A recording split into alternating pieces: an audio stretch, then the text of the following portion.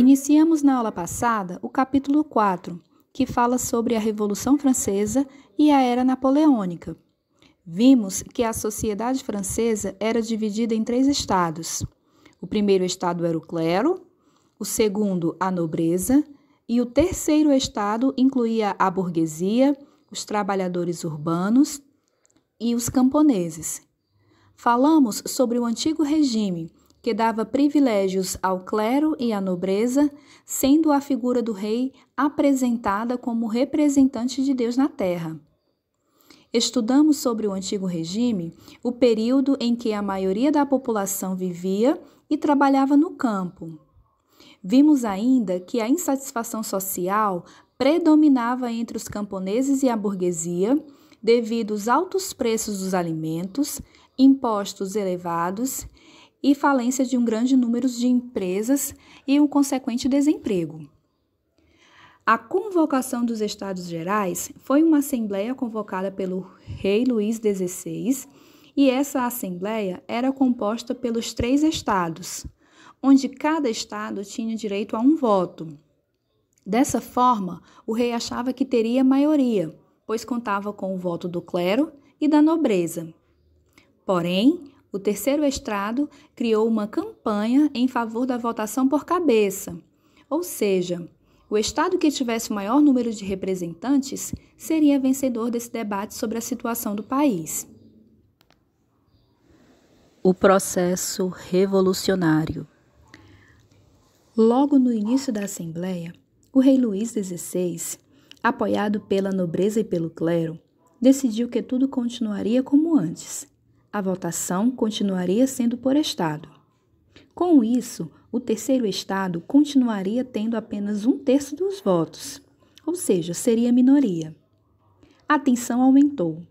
O rei ordenou que os deputados do terceiro estado se retirassem do salão. Um deputado do terceiro estado, de nome Mirabeau, retrucou: "Estamos aqui pela vontade do povo e só sairemos com a força das baionetas." Luís XVI reagiu, mandando fechar a sala onde os deputados se reuniam. Eles, então, invadiram a sala do jogo da pela. O jogo da pela é um jogo semelhante ao tênis, realizado em quadra coberta. E lá juraram não se separar enquanto não tivessem elaborado uma constituição para a França. Os deputados do terceiro estado declararam-se em Assembleia Nacional, com o objetivo de criar uma Constituição para a França. A Assembleia Nacional Constituinte. No dia 14 de julho de 1789, assim que se espalhou a notícia de que o rei mandaria reprimir a Assembleia, populares da cidade de Paris saíram às ruas, saqueando depósitos de armas e de alimentos. Com o apoio de soldados do exército, invadiram e tomaram a Bastilha, prisão símbolo do absolutismo. Com a chegada da notícia da queda da Bastilha ao interior, os camponeses passaram a invadir castelos e a pôr fogo nos registros de suas dívidas e nos documentos envolvendo cobranças de impostos.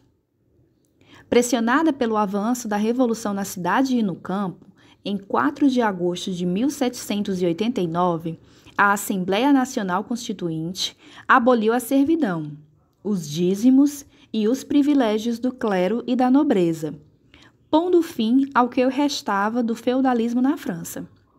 No dia 26 de agosto de 1789, a Assembleia aprovou a Declaração dos Direitos do Homem e do Cidadão, reconhecendo o direito de todos à liberdade, à segurança, à propriedade, à igualdade perante a lei e a resistir a qualquer tipo de opressão. Logo depois, um documento aprovado pela Assembleia confiscou os bens da Igreja. Os membros do alto clero reagiram ao documento fugindo da França, acompanhados de milhares de nobres, e levando consigo dinheiro e joias. No exterior, começaram a organizar um exército para impedir o avanço da Revolução Francesa. A monarquia constitucional. Em 1791, a Assembleia Nacional aprovou uma Constituição que incorporou a perda dos privilégios do clero e da nobreza e limitou o poder do rei, instituindo a monarquia constitucional. O rei já não tinha mais poder de fazer e aprovar leis. Com isso, chegava ao fim a monarquia absolutista na França.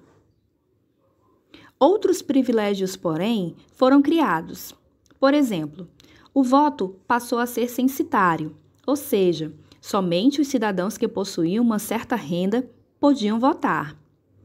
Camponeses, artesãos, operários e mulheres, que representavam cerca de 85% da população, foram excluídos do direito de voto.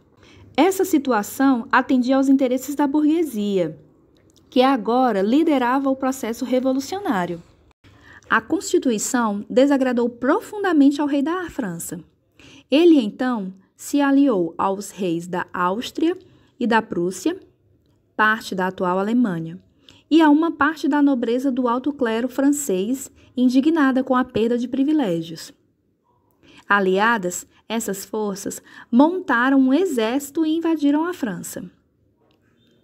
A Assembleia declarou a pátria em perigo e o povo pegou em armas para defender seu país.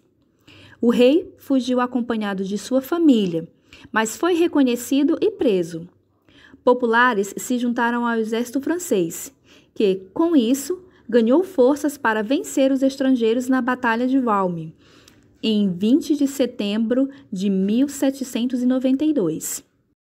Logo após essa vitória contra a monarquia, elegeu-se às pressas uma convenção nacional, isto é, uma assembleia encarregada de elaborar uma nova Constituição.